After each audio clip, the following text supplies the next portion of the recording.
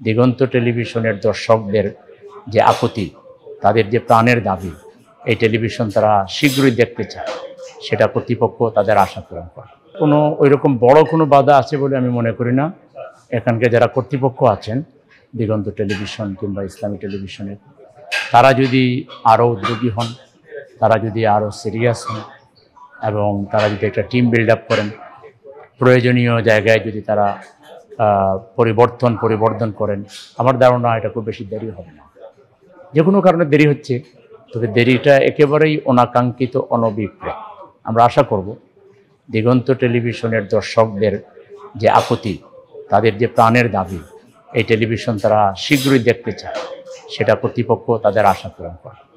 এক্ষেত্রে আমাদের দিক থেকে কোনো সহযোগিতা লাগলে, আমি যেহেতু এই টেলিভিশনের একজন কর্মকর্তা ছিলাম, অন্যতম উদ্যোক্তা ছিলাম, আমি প্রয়োজনীয় সব সহযোগিতা করতে পারবো যদি যথাযথ কর্তৃপক্ষ এই ক্ষেত্রে আমাদের সহযোগিতা চায়।